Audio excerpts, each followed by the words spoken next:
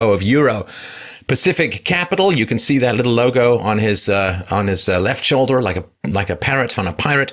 And he's the chairman of Schiff Gold. You can check him out at Schiff. That's SCHIFF Gold.com. Schiff Radio is at schiffradio.com, and Europac. That's EUROPAC.com. For Euro Pacific Capital, Peter, thanks so much for taking the time today. Well, thanks for having me on. And let me just correct one thing in your bio, because it's a little old.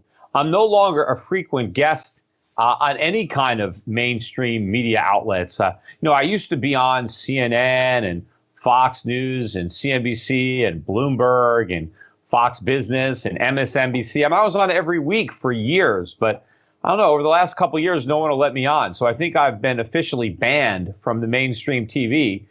So the only way to hear my perspective is through alternative sources of information like your podcast. Well, you've graduated to alternative media because we get more views than those guys anyway. So this is, who wants to go back to primary school? Who wants to go back to the mainstream media? So Peter, for a long time, you've talked about the economy being in a weak spot. But according to a lot of the Republicans I talked to, pretty much everything has been solved. The economy is roaring along. And, I just wanted to give you the space to make a formal apology for any kind of doom and glooming you've been doing for the last little while, because I hear, everything's pretty much turned around. Yeah, that's what the Republicans would want you to believe. But I think this is going to turn around and bite them. I think that they're making a bigger mistake now than they made when George Bush was president, because a lot of Republicans were claiming success when Bush was in office. And of course, everything fell apart at the end of his second term. And that's what paved the way for Barack Obama, because George Bush and the Republican Party were blamed for the crisis of '08. Well, the crisis that we're heading towards is going to be much larger than that one. The causes are similar, but the blame is once again going to be laid at the feet of Republicans, particularly Trump and the Republican Party. And they're going to blame the tax cuts. They're going to blame the rich, the corporations, the bankers who supposedly benefited from the cuts. And I think the next wave of hope and change is going to come from the left. And it's going to be socialists who, are now mainstream. Bernie Sanders did a lot to take the stigma away from being a socialist. And it's now acceptable. And I think that is what's going to carry the day in 2020. So Republicans better be very careful to claim credit for what is going to be a huge disaster. Well, it's funny, Peter, because the people on the left, like the Democrats and so on, they're saying, aha, you see, capitalism is failing, even though it's no longer capitalism and hasn't been for quite some time. But the people on the right are saying capitalism is working when it is, in fact, largely socialism and has been for quite a long time. And so there's this weird cross pattern where the left are mistakenly identifying what we have as capitalism, and so are the right. And I think that the left may end up with more credibility when the shite does hit the fan. Absolutely. Look, capitalism doesn't fail. I mean, it's a glorious success. I mean, we know that just from looking at history. It's government that fails. And when government encroaches into capitalism, it inevitably causes problems. But the larger problem is whenever government interferes with capitalism and causes a problem, it's the capitalism that gets the blame. And often the solution is, well, we just need more government involvement, more government oversight. And now the government uses the crisis that it creates as an excuse to get even bigger. And so the next time it creates even more damage, which again lays the foundation for an even bigger power grab, which is exactly what's coming, I think, for the 2020 elections, when we may finally go all in on socialism. Well, come on, Peter, you know as well as I do that we're only one giant regulatory agency away from economic paradise. Like the next one, okay, the last couple of dozen there've been a couple of hiccups, there have been a few things to iron out, but the next one is going to be a glorious gateway to a golden paradise, because magic can happen, willpower can happen, and fantasy can become reality. Yeah, and it's not just the next program, it's the next guy or gal who's going to be administering it, because each politician acts like they can somehow use government more effectively than the person that preceded them, right? We just need the right guy in office and we can make all the problems go away. Right. Now, There's been a lot of focus on this $21 trillion national debt. And people look at that and compare it to, I don't know, what is it, $16 or $17 trillion of GDP and say, well, it's a little bit more. And, if I have $100,000 a year income and I owe $140,000, I can find some way to pay it down. And people try and translate it into household stuff. But it's kind of like when you're hiking and you go over one hill and you think you're at the top and then there's this big giant mountain you've got to get over. Because for me, it's like unfunded liabilities is where the big money is. This national debt is actually fairly inconsequential relative to that monster. That is true, but it's the national debt that needs to be funded, right? The contingency liabilities, the unfunded liabilities, they're here, and each year we're going to be realizing more and more of them. But there is no immediate interest payment associated with those liabilities, like there is the $21 trillion national debt, which of course is now closer to $21.2 trillion and rising rapidly. The problem there is not just the enormity of the debt, but the cost of financing it and the method of financing it. One of the things that candidate Trump promised was to take advantage of these ultra low long-term interest rates by locking them in and moving the debt more towards long-term rates. Well, he actually did the opposite as president. He's actually shortened the maturity even shorter. We're relying even more heavily now on short-term financing than ever before. But as interest rates are rising, the cost of servicing this debt is exploding. And that is one of the principal drivers of the deficits now being over $1 trillion a year, is the extra cost of paying the interest on the money that we've already borrowed. Not the money we're borrowing now to fund the current deficit, but the money we have to constantly borrow to fund the $21 trillion of debt that we already have. And so this is why we're going to see an exploding interest component in the debt in the months and years ahead. And so this is not a disaster for the future. This is a disaster that we're going to be dealing with in the here and now. Well, there's some data that I'm sure you're aware of, right? So January through March of this year, 2018, $488 billion from the U.S. Treasury in net borrowing. That's $47 billion more than their estimates, and a record, yay, number one, a record for first quarter borrowing. I guess I just one question, Peter. Who are the lunatics out there snapping up this debt?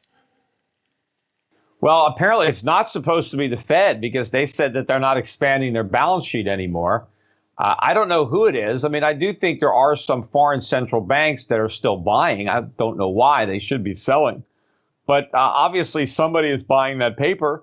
And maybe it's the Fed through some secret accounts. I mean, there's no way of knowing where the buying is coming from. But eventually it's going to dry up. Eventually it's going to be overwhelmed. We still haven't hit a record for quarterly borrowing, because the all-time record was, I think, the fourth quarter of 2008. At the height of the financial crisis. But I think we're going to take that out, if not this year, next year. And we're just going to break that record quarter after quarter, because the borrowing needs of the government are, increasing exponentially. The only question is, when do we hit that wall? When do we have a crisis? But we are careening towards one now. And it's not going to be a mortgage crisis where the government can bail anybody out. It's going to be a sovereign debt crisis. The crisis is going to be in the bond market, the treasury market. And obviously the government can't bail us out of that crisis, because it's the government's debt itself that is the epicenter of the crisis. And the only thing they can do is print money. The Fed can print money to try to buy all the treasuries that nobody else wants. But then nobody's going to want the dollars either, and the dollar is going to collapse, which ultimately renders the treasuries worthless anyway, because they're just IOUs for dollars. And if the dollar implodes, then what good are your treasuries? And there's this weird thing. This is the old Keynesian theory, right? That when there's a recession, when there's a dip, when there's a depression, it's okay for the government to borrow some money to kind of prop up demand, but then it's supposed to cut back and pay that off when there's this big boom. Now, in America, I mean, there's no big giant new war. There's no huge recession. There's no housing crash. There's no student loan crashes yet. I mean, car stuff is kind of shaky. And still, federal government's running $100 billion a month deficits, despite the fact that there should be no reason for this massive amount of borrowing other than just the democratic inertia. Yeah, if you look at the deficits we have now, these deficits are as large or larger than they were at the height of the worst recession since the Great Depression. So the question has to be, if the deficits are so big during good times, or what is being told to us are good times, where are these deficits going to be during the next recession? Now, of course, conveniently, the government, the Congressional Budget Office, is confidently forecasting that there will not be a recession at all over the next 10 years. I mean, they don't, forecast when it's going to be. They're just saying that the coast is clear for another 10 years, despite the fact that the current expansion is already the second longest in U.S. history. So if we went another 10 years without a recession, it would be the longest by at least 9 years. Amount of time that we haven't had a recession. But assuming we do have another recession, the budget deficits could be $2 to $3 trillion if they're this high now, because what happens in a recession? Your revenues are declining because fewer people are paying taxes because they've lost their jobs. Maybe fewer people are realizing capital gains because maybe the market's gone down. So the government's not collecting a lot of taxes. Meanwhile, more people are collecting benefits, extended unemployment benefits, disability, food stamps, so what they're spending goes up. But more importantly, this next recession is going to be particularly problematic for the budget for two reasons. One, the new tax codes opened up a lot of loopholes that I think Americans are just figuring out or starting to figure out how to exploit. And so I think a lot of people are going to go about changing the way they earn their money to qualify for the lower rates. And so I think the tax cuts are going to cost the government a lot more than they envisioned. Plus, I think the states are going to be altering the way they tax their citizens, and that will also deprive the government of some revenue that it had anticipated.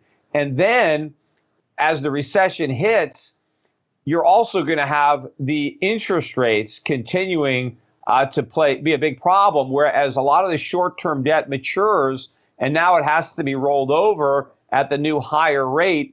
The extra cost to the government is going to be enormous, and that's just going to be added to the extra expenditures that you normally have in the downturn in the business cycle. So these debts are going to explode, which is the main reason why the government wants to pretend we're never going to have another recession, because the minute they have to acknowledge that one might happen and they have to start figuring where the budget deficits would be, the numbers are so high that they can't afford to acknowledge it, because the financial markets would probably panic just by considering the possibility. Now that's right. There's not going to be a recession for the next 10 years. And next year, my hair is totally growing back. That's my forecast as well there, Peter. Now, for a lot of people, let's bring it down to the household level for the listeners, because for a lot of people, it's like when they hear about, interest rates or rates on U.S. treasuries, it's like, I don't know, the king of Gondor is printing more doubloons. It's kind of abstract for them. But the effect that this is going to have on interest rates, on mortgage payments, on loan payments for students and cars and all of that kind of stuff, credit card payments, how is this going to translate into upward pressure on the interest rates, which is what triggered the last one? Well, the interest rate upward pressure is already there. The pressure is going to be downward on the economy as people who have to spend more money servicing their existing debts have less disposable income for other things that are the lion's share of U.S. GDP. I mean, just yesterday, one of my clients had called in to close their account, and I talked to this individual about why they were closing their account. And the guy told me that the interest on his home equity loan, which he has a $200,000 loan, which until very recently was about just over 3%, and now it's just over 5%. He said he needs to pay this thing off because the cost is rising so rapidly. And so, he at least had a brokerage account he could sell off to pay down the loan. What my thought was, what about the guy that has the home equity loan but doesn't have the asset to sell off to pay it down? There are a lot of people living paycheck to paycheck who have, mortgages, and they, now the cost is going way up. And one of the other elements of the new tax code is that you can no longer deduct the interest. So if you had a 3.25% loan that was deductible, and now you have a 5.25% loan that's not deductible, you're talking about maybe doubling the cost of that loan. And it ain't even over yet because rates are going a lot higher. So where is this money going to come from? If people have to spend more money paying interest on the money they borrowed, what are they not going to be buying? And now what's going to happen in those sectors of the economy when all of a sudden people who used to be spending money aren't spending it anymore? And so what happens to employment in those sectors? I mean, this is what was part of the big downturn in 2008 because people were spending money on adjustable rate mortgages that had reset. Other people had lost their homes and they lost the ability to tap into that household ATM. So a lot of consumer spending has been driven by the artificially low interest rates because it's freed up a lot of discretionary spending. Well, a lot of that spending is going to go away because the interest rates are going to go up. Meanwhile, American savings rates are at all-time record lows. So it's not like, there's going to be a big windfall there for people who have savings because people don't have savings. Well, I mean, when interest rates have been kept low, what's the point of putting your money in the bank? And let's talk a little bit about this convergence of an aging population with the unbelievable lack of saving for retirement. 1/3 of Americans, less than $5,000 in retirement savings. Nearly a quarter of Americans have a retirement savings of zero. 33% of baby boomers who, had a pretty good run for a lot of economic years have on average between $0 and $25,000 saved up. And of course, the boomers say, or a lot of people say, well, the government took my money. It should be in Social Security and so on. But that money's gone. All that's in the Social Security vault are a bunch of dusty IOUs from the 1980s. I mean, how are people going to be able to retire? Are going to have to strap on these Japanese Terminator exoskeletons to continue lifting boxes in warehouses until they're 112? Well, there's the answer. How are they going to retire? They're not. Most Americans are never going to retire. I would say that the majority of Americans who are currently retired will not be retired 5 years from now, certainly not 10 years from now. I mean, if they're still alive, they're going to be working. I don't know what they're going to be doing, but they're not going to be able to survive on Social Security, assuming the payments are still being made, but they won't be able to survive on them, or their own personal savings or investments. A lot of people who do have money for retirement have got it in the casino of the U.S. stock market. And, you have record high valuations.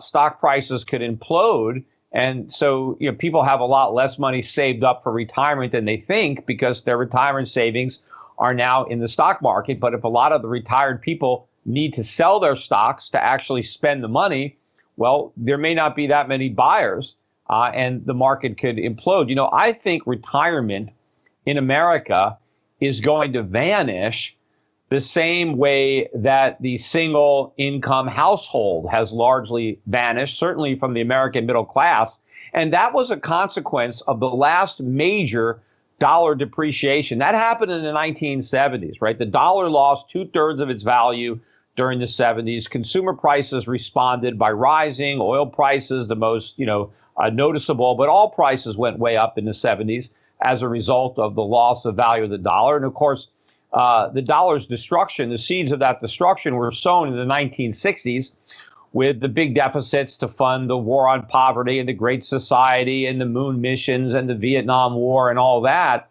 But during the 1960s, very few married women with children had jobs. I mean, their husbands were able to support them. But by the 1980s, millions and millions of women were forced into the labor force because their husband's paycheck could no longer cover their cost of living because the dollar had lost so much value. And so you had all this big influx of women into the workplace so that the family could survive, because now you needed two incomes to maintain the standard of living that you used to get with one. So today, I mean, it's just normal that married women with children, even if they're brand new, they've just been born, they're still they're still working. Well, I think the same thing is going to happen to retirement. I think retirement is going to get wiped out with this next dollar crash. And, retirement is going to be something that, people read about in books, or maybe if they watch an old TV show, they'll see an old person playing golf, and maybe some kid will say, hey, why isn't he working? What's he doing? What's he doing? And it's always retired. Oh, what's that? Oh, well, that's something that people used to do, way back when. But yeah, it's just not going to be part of the American lifestyle anymore, the American experience. I mean, yeah, if you're super rich, you could retire, just like there's still people whose wives don't work, right? There's still women. If the guy makes enough money, the woman doesn't have to work. But that's the minority. It's not, it's not the rule. It's the exception. And that's what's going to happen with retirement. It's going to go into the Wayback Machine, like a decent education and gold-backed currency. Now, why are companies borrowing so much money, and why is that not being reflected in the stock price? Well, companies have borrowed a lot of money, and they've used the borrowed money to buy back stocks. I mean, that's one of the main reasons that the stock market has gone up so much. Stock buybacks have been a big part of this rally, and they're going to be a big part of the collapse because eventually the companies that were buying their own stock with borrowed money are going to have to sell those shares to raise the money to pay off their debt, right? Because the debt's going to get more and more expensive to service. And, just like my client, wanted to sell out his account to pay off his home equity loan because it was getting too expensive. At some point, corporate America is going to need to deleverage. They're going to have to pay back their creditors. And, they have to do that by selling stock. And chances are they're going to be selling the stock at a loss, right? Everybody's going to be selling. The market will be depressed. I mean, the only thing that might stop that from happening would be hyperinflation. Obviously, if there's hyperinflation, nobody has to pay back their debt at all. I mean, you don't have to worry. I mean, your debt is inflated away. It gets wiped out. And so maybe that's going to happen to corporate America. But, that's an even bigger disaster than the one where companies have to sell their stock into a declining market to actually repay their loans with legitimate money. Well, if there's hyperinflation, I mean, people will say, yay, my debt got wiped out, but so is your grocery store got wiped out. So that makes things just a little bit more tricky. Yeah, so does your wages, your salaries, any savings you may have, any annuities or, cash value in life insurance or, any obligations that were in dollars, pensions, Social Security. I mean, a lot of stuff gets wiped out. And, sure, let's say your mortgage gets wiped out and you still own your house. But, try to repair it. Something goes wrong. The cost of doing so also go through the roof. Right. So, you could have people living in homes that are worth, hundreds of millions of dollars. But what good is that if, you don't even have any electricity because you can't afford the electric bill? Well, and it's strange, too, with this big corporate tax cut, you'd think at least the corporations would have some kind of infusion of capital. Maybe they could invest in some capital machinery or some upgrades in worker productivity. But as of March, we got Chapter 11 bankruptcies up 63% year over year. 770 companies filing for Chapter 11 protection in March. That's the highest level since April 2011, in some ways, in the very trough of that Great Recession. Do you think it's because of interest? Do you think it's because of just people aren't spending? Or what do you think is causing all these bankruptcies? Well, interest rates are going up, and that is a negative effect. I mean, so you have lower taxes. I mean, most companies have lower taxes. Not all companies. I mean, some companies actually will have higher taxes. But in general, companies will see tax cuts. But they may see other costs going up. I mean, their labor costs are going up a bit. Their energy costs are certainly going up quite a bit. Their debt costs are going up. And, if a lot of companies end up operating at a loss, remember, tax savings only affects your profit. So if you have a profit and you owe a tax, then you'll have a lower tax. But if your costs go up sufficiently, you have no profit. Right? If my energy costs and my interest expenses go way up so that I don't have a profit, the tax cut doesn't do me any good. I mean, it doesn't matter, what the tax rate is if you have no income subject to tax. So the cost side of the equation can be much worse for a corporation because those costs have to be paid, whether there's a profit or a loss. I got to pay my rent. I got to pay my utilities. I got to pay my employees. Now, of course, I could fire some if I can't afford to pay them. And that's probably going to happen. The question is, when is it going to start?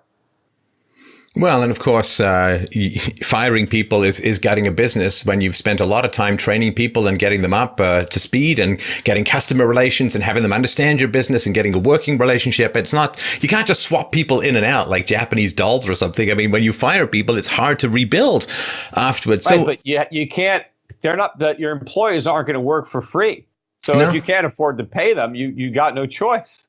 Yeah, that's right. So let's talk about auto loans, which is something that's below the radar of a lot of people. We've got a delinquency rate for auto loans more than 60 days past due. And again, it's this March, 5.8%, the highest level in 22 years. And the default rate in the peak of the financial crisis came in at around 5%. So we're closer to 6% default for auto loans. And this is all stuff that's not really being reported as much as I'd like, I guess, because people don't want to goose stock prices or consumer confidence, the magic that keeps lead balloons afloat. But that seems pretty alarming. Yeah, look, this is another byproduct of 0% interest rates and quantitative easing. We had a auto bubble. And first of all, the government wanted the auto bubble because the Obama administration early on made the mistake of bailing out the U.S. auto companies. And so they wanted to make them look good. They wanted the bailout to appear successful. So they wanted to help U.S. automakers sell a bunch of cars. And that's exactly what they did by allowing people to borrow money practically at no rate of interest to buy cars that they really couldn't afford. And so U.S. automakers for years were selling people cars they couldn't afford. And in order to make the payments, they were stretching out the terms, 6-7 year financing where the loan is actually longer than the warranty. A lot of people were turning to leasing. We had record amounts of cars being leased, and leasing makes no sense. I mean, unless you're a business and you're writing off the cost of the lease, for your typical wage earner, leasing a car is the worst way to have a car. But if you're trying to minimize your upfront cost without any regard to your long-term cost, it is the cheapest short-term way to get into a car that you can't afford. And so a lot of people were leasing cars, and this drove the boom. Well, now we're just starting to bust because a lot of the cars that were purchased and leased are either coming off of lease or they're showing up on used car lots. There's a glut there. We're getting downward pressures. Now, the companies that did the leases are experiencing losses because they're not getting the residual value from the used car that they assumed. And so lease rates are going up. Of course, finance rates are going up. And this is letting the air out of the bubble. And, this is going to be a complete collapse. And I think a lot of the big U.S. car companies are going to be struggling to find customers for many, many years because their customers already bought more cars than they can afford. A lot of people actually were rolling over negative balances on their trade-in. I mean, so they're so upside down in their car loans that there's no way they're ever going to be able to afford another one. So it's like they've cannibalized future car sales. So this is going to be terrible for the automobile companies and the dealerships in the U.S. And there's going to be a lot of losses financially for the companies that underwrote the auto bubble, people that took the other side of that, people that own the loans that are going to go bad, and the people that own the leases that are going to lose a bunch of money. The average auto loan has hit a record length of 69 months. If you want to buy a used car, for a while, there's going to be some good deals on used cars. Right. Well, if I remember rightly, the last time I was in the States, Americans could use some good walking. So maybe that will help in terms of keeping people's health up and running. Now, another thing which we've mentioned before, let's dig into a little bit more, Peter, is this ratio of workers to retirees, which again, in a free market system wouldn't really matter because you'd be responsible for your own retirement. And oftentimes that would be called having children who love you. But we've got 58% say they rely on Social Security to get by. So 1995, you got just under 5 workers paying into the program for every retiree. By 2020, that's 3.7 workers per retiree. 2040, we're hitting a Japanese-style top-heavy ratio of 2.75 workers to every one retiree. Boy, that is a whole lot of unfunded gray power. Oh, yeah. And you also have to look at, the quality of the workers and what their potential, incomes could be. So their capacity to pay the taxes. And I also think that these numbers are actually painting a rosier scenario than the one that we're likely staring at, assuming the current trends stay in motion. I mean, the labor force participation rate has been imploding, particularly younger men, people in their 20s and 30s who are not working. And if you're not working in your 20s and 30s, there's a good chance you ain't going to be working in your 40s or 50s either. I mean, you're not developing the skills early on that would be necessary. And I'm looking at, the birth rates now in the U.S. are hitting all-time record lows. So we're not having children to grow up to be tomorrow's workers.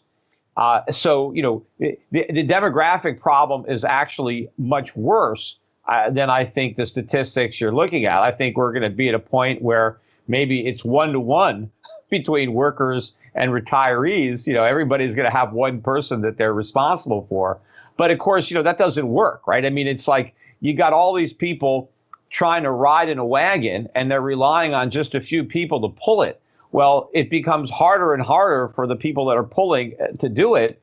But as they look back and they see all the people, getting a ride, I mean, their motivation is, what am I doing breaking my back? Let me jump in the wagon with everybody else. So, all of a sudden it just implodes because nobody wants to pull. Everybody wants to be in the wagon being taken for a ride, which means they're not going anywhere, because if nobody's pulling, then it's not going to move. Well, but there is always cannibalism, so we can hold that in our back pocket as the next solution. And it's funny, too, because with immigration, I'm not sure how long it's going to take your average 30-year-old from Somalia to become as productive as the average person who kind of grew up in the United States. And also, of course, there's this deferral of marriage that comes from a really extended education that makes up for declining quality of education, particularly in high school. Like now, a college degree seems to give people roughly the same skills, but with added anti-capitalism than a high school degree used to give. So then people are delaying their marriages, which means fewer children in the future. And look, I mean, young people are staying in school into their late 20s, early 30s. And then by the time they graduate, they've got so much debt. I mean, they can't get married. They can't, have a family. I mean, and to the extent that, that they do get married, right, they delay when they have kids, and they reduce the number of kids that they have. I mean, maybe they have one or two. I mean, people aren't having 4, 5, 6 kids anymore. My father was the youngest of 8. I mean, big families were very common, and my grandfather was a carpenter. I mean, he was lower middle class. I mean, upper lower class or whatever. He wasn't even in the middle class. But, and my grandmother didn't have a job. I mean, my grandfather had no problem supporting his wife and 8 children. And, my father was the only kid, I think, that went to college. But he worked his way through waiting tables. I mean, it didn't cost my grandfather a nickel, and my father graduated with no debt. So that type of America really doesn't exist anymore. Yeah, it's actually very sad to think about that. Like when I sort of think about the 1950s, which gets a pretty bum rap from the leftists, when you think of, one guy driving off with his wife, he had like 4, 5, 6 kids. You could do it comfortably on a non-workaholic middle-class salary. And I don't know, it's really quite tragic just how the basic joys of life, like a reasonably decent sized family, a lack of stress, a lack of pressure. I mean, the average saving in America, like the average bank balance is just over $12,000. That's how much money people have in the bank for emergencies, for crises, for the inevitable hiccups of life. Yeah. And people don't even necessarily see the benefits of marriage. I mean, back in the day, the benefit to the man of getting married was he would have a woman who could stay at home and take care of his house and raise his kids. But, that's not the case today for the guy. He gets married. His wife's going to have to be working. I mean, he's still cooking his own meals and cleaning the house himself. I mean, he doesn't really have that type of domestic partner. And as for the woman, I mean, a woman, it used to be a great deal. Let me get married. I get a guy to support me. I'm going to be able to spend time with my kids and stay at home, and I won't have to go to work. But I mean, women don't get that anymore from marriage. They still have to work. So it's like nobody really sees the benefit. It's just a liability. And, so the reasons for getting married, they don't exist in a way that they used to for people. So they're just not getting married and they're not having kids. And if you build this intergenerational Ponzi scheme instead of a free market system where individuals save for their own retirement and where people take care of their own parents, not the parents of people they've never met, right? When you socialize this whole retirement system, I mean, you need to have more and more people, right? I mean, the problem with Bernie Madoff is he ran out of people, to buy out the people that wanted their money back. Well, the same thing is going to happen with the Social Security Ponzi system, and it's going to fall apart much sooner than people would think, partially because of these demographic trends that are in place. Right.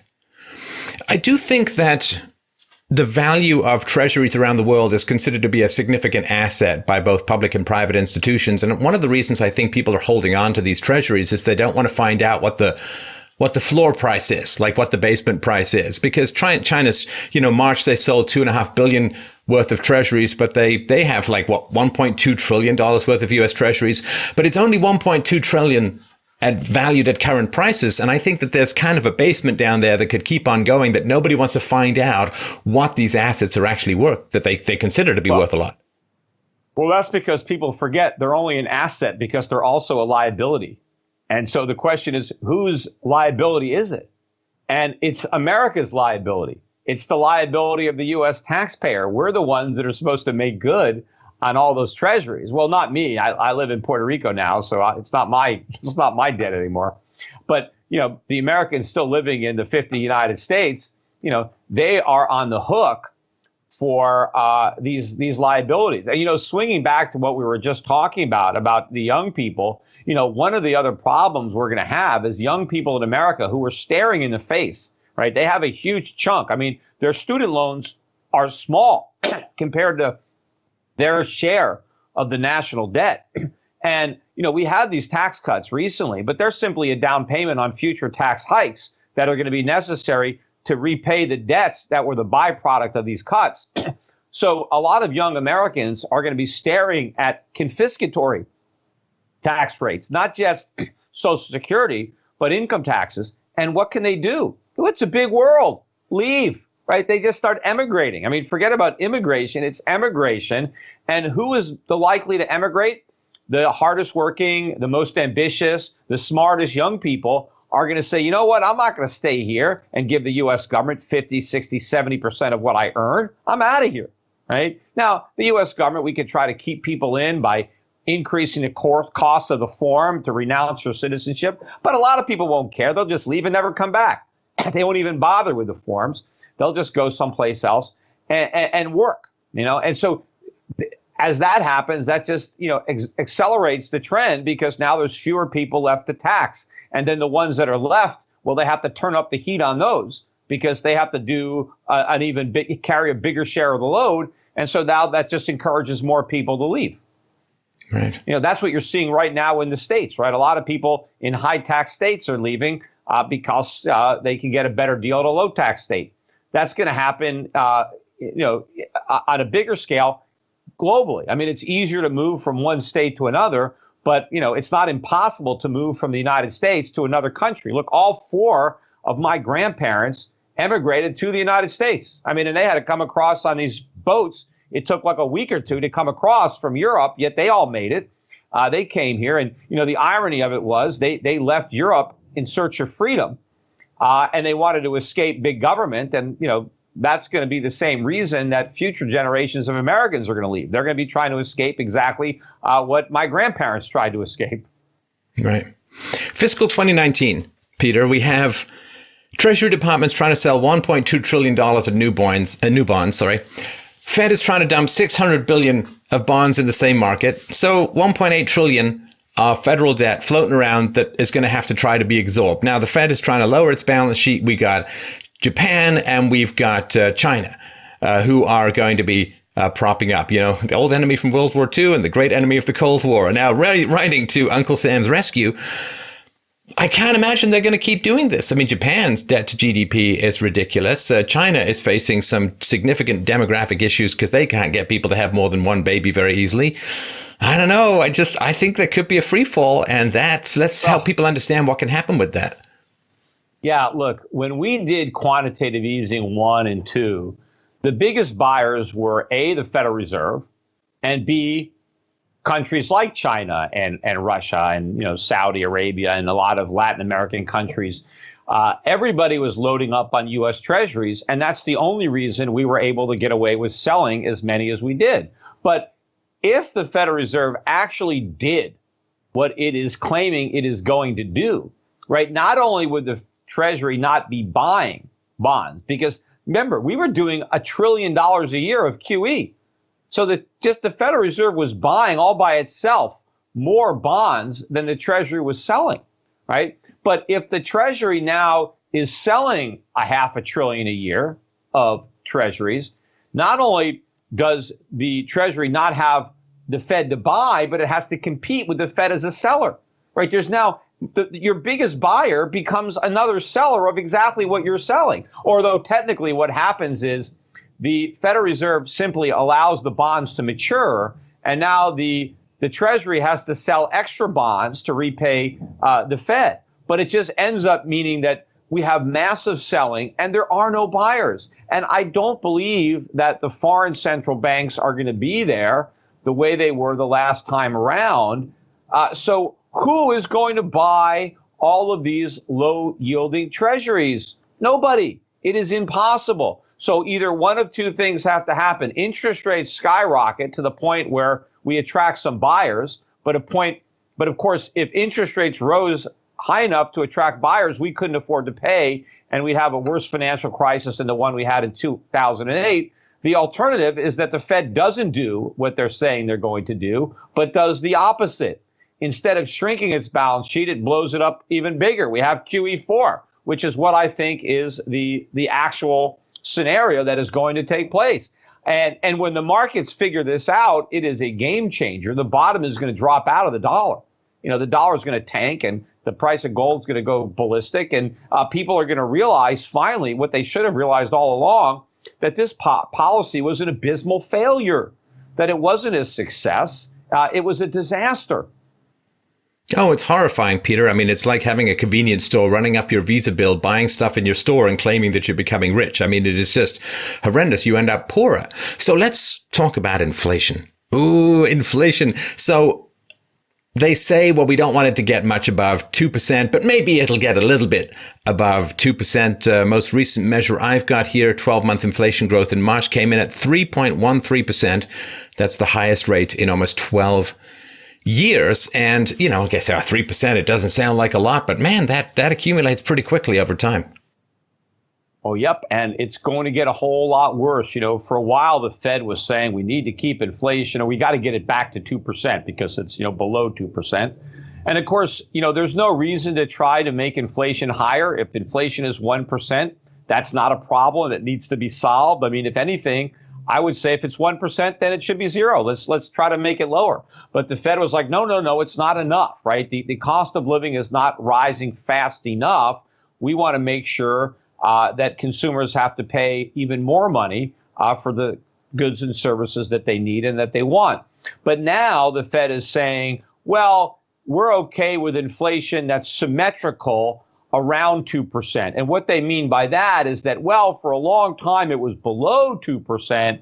And so now we can have it above 2% for the same amount of time because it'll all balance out to an average of 2%, which, of course, I had been saying for years the Fed was going to eventually do.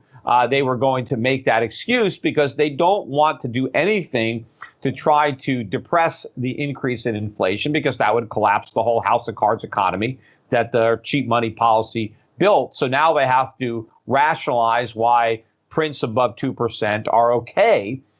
Now the question is, how high will they go before the markets realize that it's not really symmetrical? 3%, 4%, 5%, 6%. I mean, remember, under Nixon, they imposed wage and price controls when inflation got as high as 4%.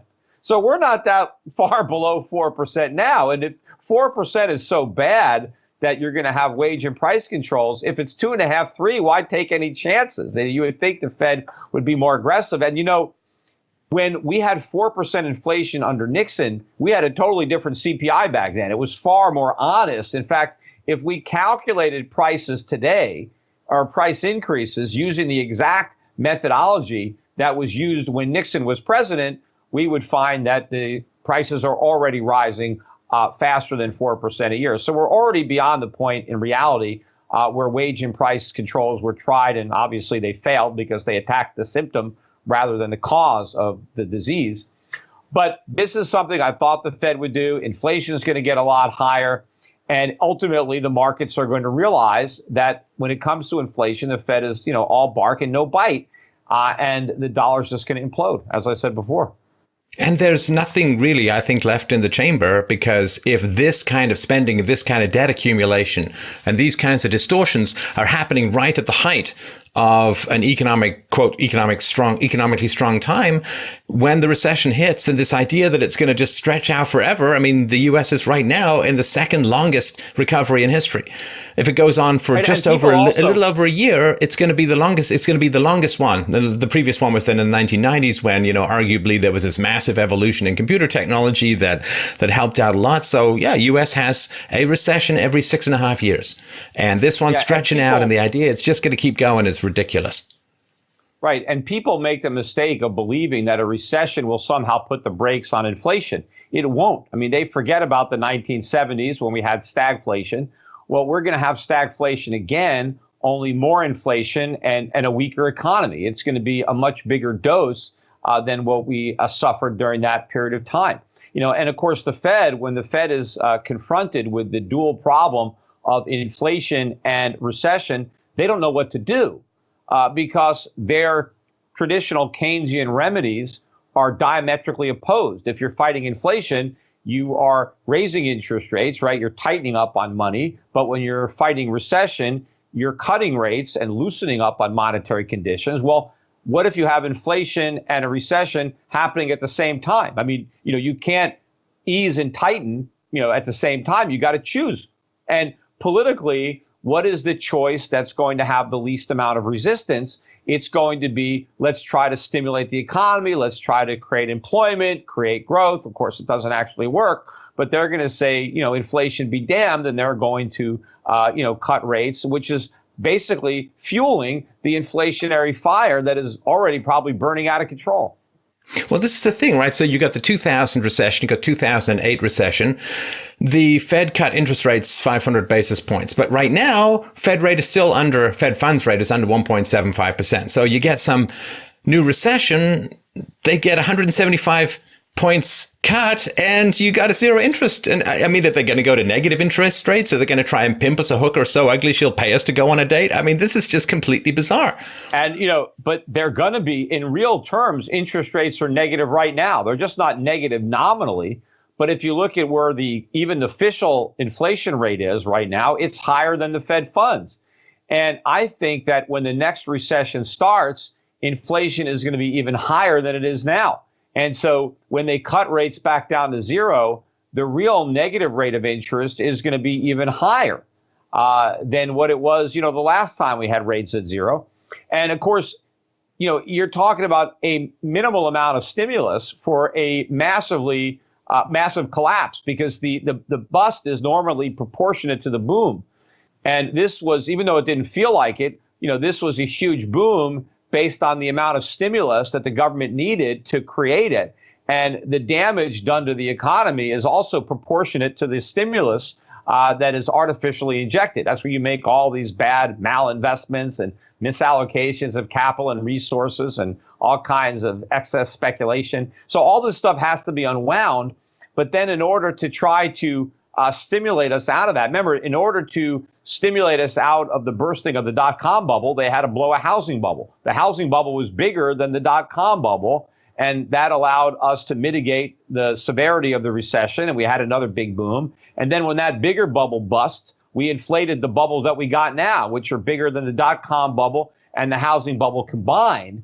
And, the amount of stimulus that would, be required to create a bubble bigger than this one, I think is impossible, because I think you end up overdosing on it. You end up destroying your currency, which is exactly where we're headed, because that's what they're going to have to do when, you can't stimulate with, 200 basis points of rate cuts, assuming they get one more or two more rate hikes in before they have to go back to zero.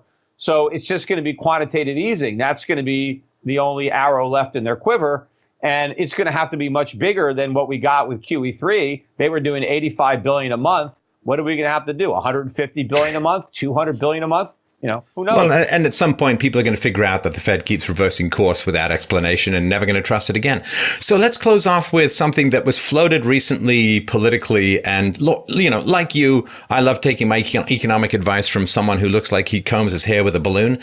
But Bernie Sanders was talking about everybody gets a job. It's the Oprah Winfrey Jobs Program. Look under your chair. There's a free job, $15 an hour. You get health care. Everybody gets a job. And this should be, I don't know, this should be like somebody proposing the flat Earth map of navigation. And the amount of pushback from the media wasn't nearly as great as it should have been. And I know you've talked about it before, but for those who didn't get access to your pearls of wisdom regarding this job program, what do you think would happen? How would that play out, Peter? Well, first of all, the scary part is this guy was almost president. Yeah. He could have beat Hillary Clinton. If he had a fair shot. If the Democratic Party wasn't so rigged, right? If it wasn't so beholden to the Clintons, in a fair primary, Sanders would have won. Now, in a Sanders-Trump election, I don't know. He might have won, right? And he's a socialist. So this guy with this idiotic policy could have been the leader of the free world. Free in quotes.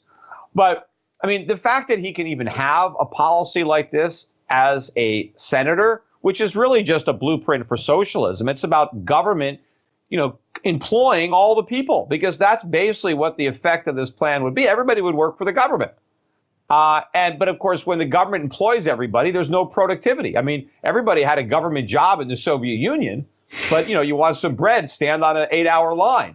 It is not efficient to have governments allocating resources and making decisions over who does what, and deciding who to hire and what they're going to do. But that's basically what the consequence of this idiotic plan would have been.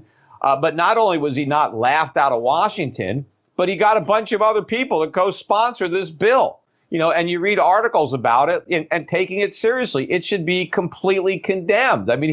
You shouldn't have a sitting U.S. senator that can propose something so completely crazy, yet, hey, it's acceptable. And I'm telling you, it's going to be a lot more acceptable in 2020 when a Sanderite is in the White House. Maybe it'll even be Sanders himself. Who knows?